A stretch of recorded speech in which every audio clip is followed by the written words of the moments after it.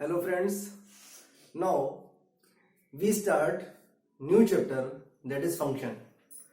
Function एक ऐसा chapter है जो मैथमेटिक्स का एक बहुत ही इम्पोर्टेंट चैप्टर है और इसका मोस्टली कैलकुलस में फंक्शन का बहुत ही बड़ा रोल होता है।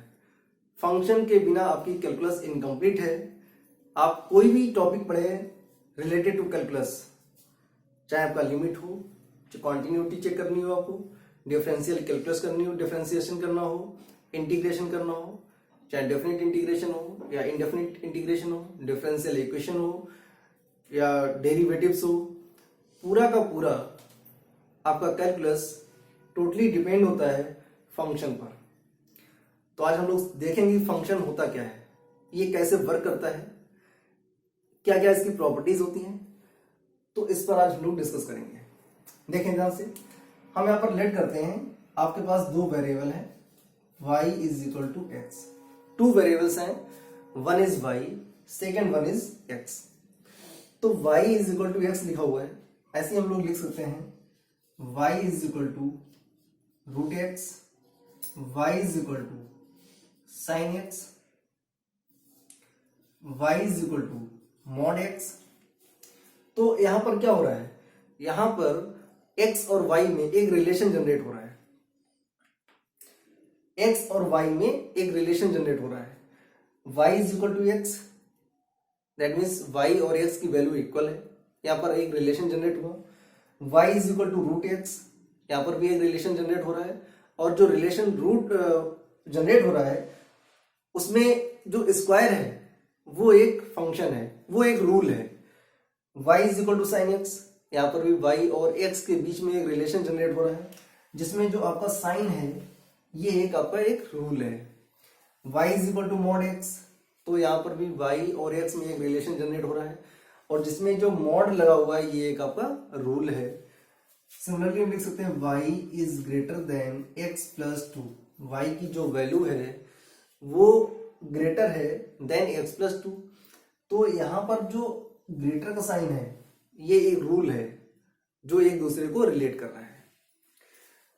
तो जितने भी आपके रिलेशन होते हैं वो जरूरी नहीं कि सभी के सभी फंक्शन हो जाएं। ये जरूरी नहीं है जितने भी रिलेशन है वो सभी फंक्शन हो जाएं, ऐसा कोई जरूरी नहीं होता है। तो यहां पर देखते हैं कि कौन कौन से रिलेशन फंक्शन होते हैं और कौन से रिलेशन फंक्शन नहीं होते हैं। तो पहले हम लोग इसकी बेसिक जो डेफिनेशन है उस पर फोकस करेंगे कि इसकी डेफिनेशन क्या कहती है और इसका जो रूल है वो कैसे वर्क करता है। तो इसकी जो डेफिनेशन है वो डेफिनेशन यहाँ पर पहले से लिखी हुई है, और डेफिनेशन होती है let A and B two non empty sets. अब नॉन एम्प्टी सेट का मतलब हो गया कि जो आपके सेट हैं उनमें कोई ना कोई एलिमेंट दे रखा है, वो एम्प्टी नहीं है। नॉन एम्प्टी का मतलब हो गया कि उसमें कुछ ना कुछ एलिमेंट गिवन है। Two non empty set and F is a rule.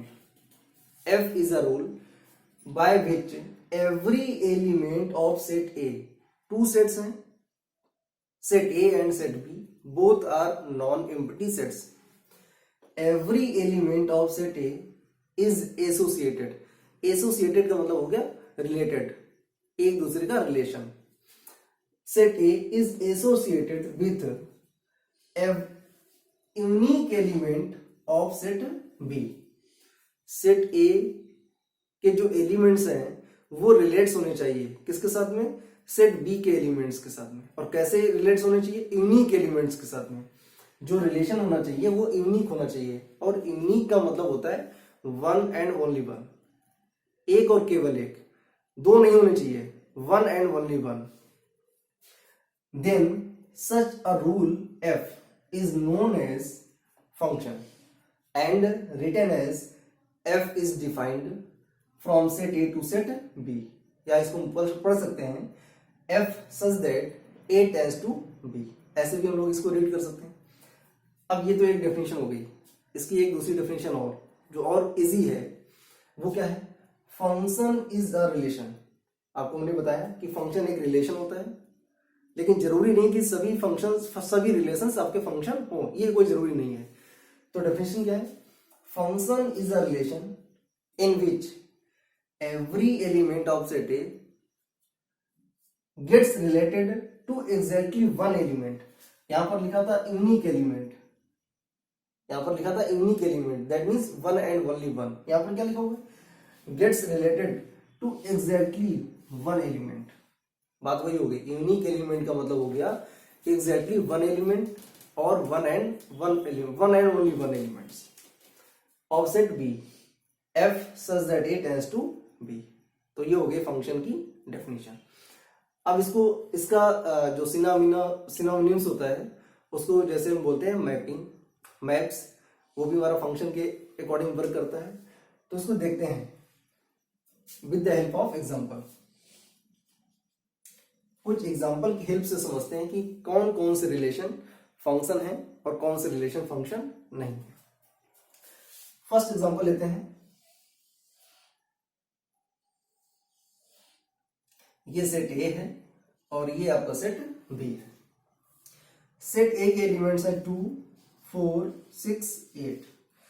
यहां पर एलिमेंट्स है S, T, U, V and W. ये दो सेट दे रखे हैं। अब इनको रिलेट्स कराते हैं। ये आपका रिलेशन जो है अंडर एफ हो रहा है। सेट ए का रिलेशन सेट बी से हो रहा है अंडर द रूल F1। देखते हैं, 2 का रिलेशन यू से, 4 का रिलेशन टी से, 6 का रिलेशन वी से और 8 का रिलेशन डब्ल्यू से। आपने जो रिलेशन बनाया हुआ है उसके अकॉर्डिंग क्या ये रिलेशन आपका फंक्शन है, चेक करेंगे कैसे। अब देखो डेफिनेशन क्या है, एवरी एलिमेंट ऑफ सेट है। तो एवरी एलिमेंट ऑफ सेट है, सेट ए के जितने एलिमेंट हैं उनकी बात हो रही है। Every element of set A is associated with unique element of set B. Set A के जितने भी एलिमेंट हैं वो सभी एसोसिएटेड होना चाहिए किसके साथ में, सेट बी के एलिमेंट के साथ में। मींस सेट ए का कोई भी एलिमेंट छूटे नहीं, सेट ए का कोई भी एलिमेंट ना छूटे, सभी का रिलेशन सेट बी के एलिमेंट के साथ में होना चाहिए। तो चेक करते हैं, सेट ए में जितने भी एलिमेंट हैं ये सभी एसोसिएटेड हैं किसके साथ में, सेट बी के एलिमेंट के साथ में। 2 का रिलेशन यू के साथ है, 4 का रिलेशन टी के साथ है, 6 का रिलेशन वी के साथ है और 8 का रिलेशन डब्ल्यू के साथ में। यूनिक रिलेशन बन रहा है, किसी भी एलिमेंट सेट ए के किसी भी एलिमेंट का रिलेशन सेट बी के 2 एलिमेंट के साथ नहीं हो रहा है। देखें ध्यान से, सभी का यूनिक रिलेशन बन रहा है। दैट मीन्स जो F1 आपका है, F1 इज अ फंक्शन। जो रिलेशन F1 है वो आपका एक फंक्शन है। सेकेंड एग्जांपल लेते हैं, ये सेट आपका ए है और ये आपका सेट बी है। 2, 4, 6, 8 S, T, U, V and W. Check करते हैं इसका रिलेशन क्या है।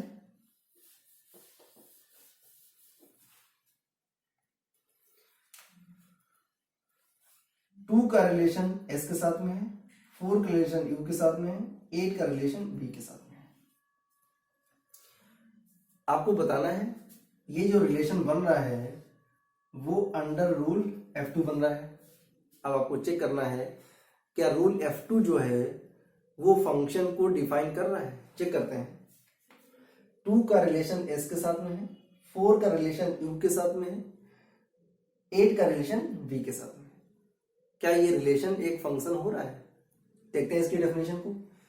Every element of set A should be relates, must should be relates each and every element of set B, each and every element of set B। इसका मतलब हुआ कि set A के जितने भी एलिमेंट हैं ये सभी एसोसिएटेड होने चाहिए किसके साथ में, सेट B के एलिमेंट के साथ में। तो 2 का रिलेशन S के साथ में हो रहा है, 4 का रिलेशन U के साथ में हो रहा है, 8 का रिलेशन V के साथ में हो रहा है। लेकिन जो आपका एलिमेंट जो 6 है इसका रिलेशन सेट बी के किसी भी एलिमेंट के साथ में नहीं हो रहा है। इसका मतलब हुआ कि जो रूल F2 है वो एक फंक्शन नहीं है। फंक्शन की जो डेफिनेशन है वो डिफाइन करता है कि सेट ए के सभी एलिमेंट्स का रिलेशन सेट बी के एलिमेंट के साथ में होना चाहिए, लेकिन यहाँ पर 6 का रिलेशन नहीं हो रहा है। That means F2 is not a function.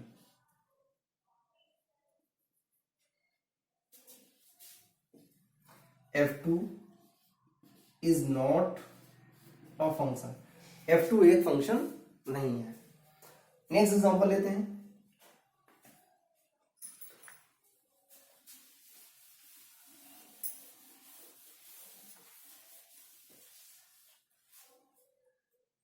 Next example लेते हैं इसी का। ये आपका सेट ए है और ये आपका सेट बी है।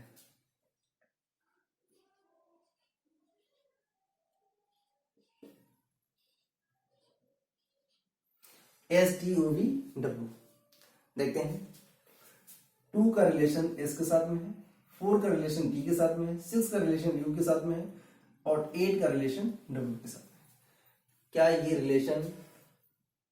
ये रिलेशन आपका फंक्शन है? चेक करते हैं। Every element of set A should be connected unique element of set B। Set A के जितने भी एलिमेंट हैं सभी का रिलेशन यूनिक होना चाहिए सेट B के एलिमेंट के साथ में। तो देखते हैं 2 का रिलेशन S के साथ में, 4 का रिलेशन T के साथ में, 6 का रिलेशन U के साथ में, 8 का रिलेशन W के साथ में। दैट मीन्स सेट A के जितने भी एलिमेंट हैं ये सभी कनेक्टेड हैं सेट B के एलिमेंट के साथ में। इसका मतलब हुआ ये जो आपका रूल F3 है ये भी आपका एक फंक्शन होगा। F3 is a function. Next 4th example लेते हैं।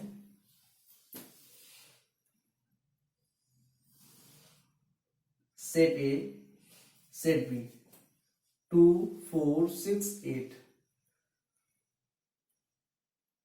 S T U V and W। इसमें क्या रिलेशन दे रखा है?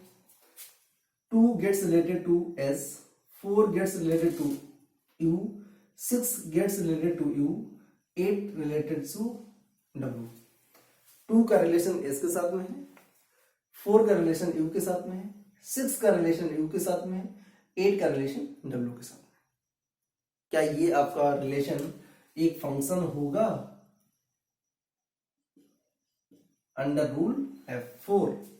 चेक करेंगे। According to definition every element of set A के जितने भी एलिमेंट हैं associated with unique element of set B और one and only one element of set B। तो 2 का रिलेशन S के साथ में, सभी का रिलेशन यूनिक होना चाहिए, मतलब किसी भी एलिमेंट का के रिलेशन 2 एलिमेंट के साथ में नहीं होना चाहिए। 2 का रिलेशन S के साथ में, 4 का रिलेशन U के साथ में, 6 का रिलेशन U के साथ में, 8 का रिलेशन W के साथ में। Each and every element of set A gets related unique element of set B। तो देखिए सभी का रिलेशन जो बन रहा है वो यूनिक हो रहा है। इसका मतलब जो F4 है, F4 is a function. F4 आपका जो है वो एक फंक्शन होगा। नेक्स्ट एग्जांपल लेते हैं सी में।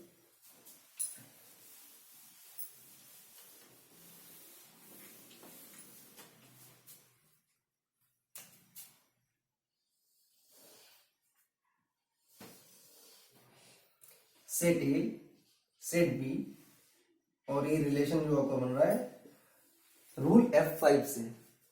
एलिमेंट्स आपके वही हैं 2 4 6 8 S T U V and W।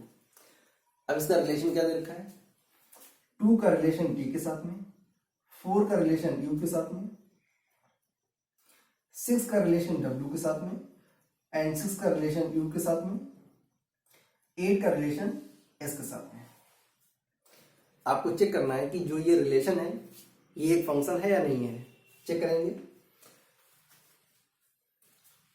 2 gets relates with T, 4 का रिलेशन U के साथ में, 6 का रिलेशन U के साथ में भी हो रहा है और W के साथ में हो रहा है, 8 का रिलेशन S के साथ में हो रहा है।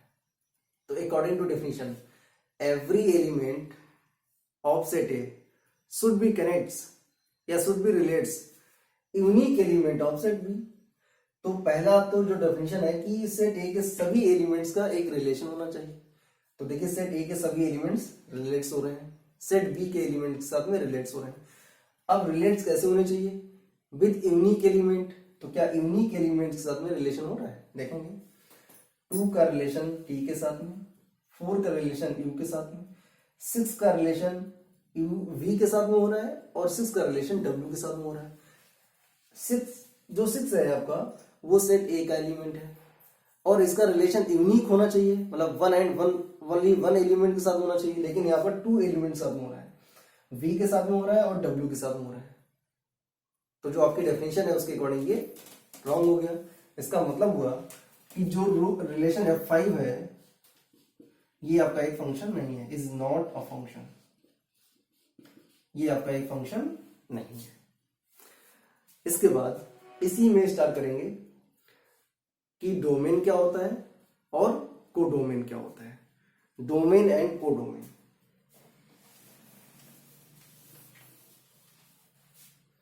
Domain and codomain and codomain. Domain क्या होता है और कोडोमेन क्या होता है? तो सेट ए एवरी एलिमेंट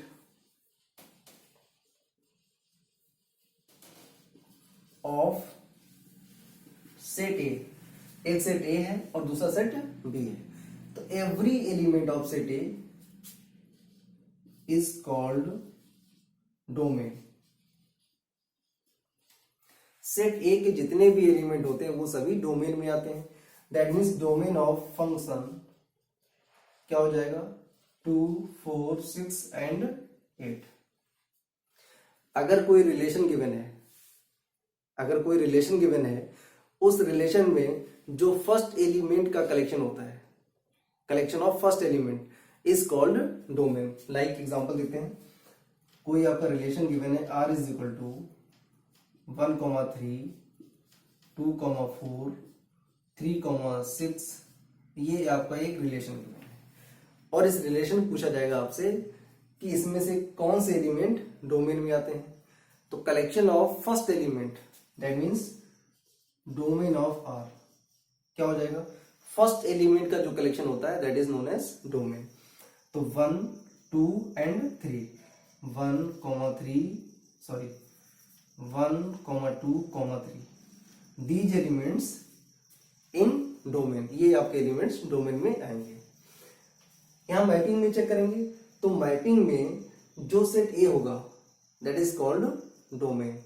अब कोडोमेन क्या होता है? एवरी एलिमेंट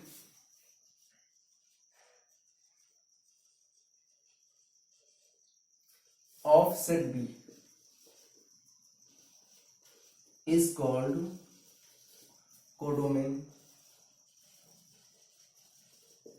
सेट बी के जितने भी एलिमेंट होंगे वो सभी के सभी कोडोमेन में आएंगे। तो यहां पर आपका कोडोमेन क्या हो गया? कोडोमेन ऑफ एफ, ये हो जाएगा आपका S, T, U, V and W. These elements are called codomain. इसके बाद नेक्स्ट पॉइंट आता हमारा रेंज।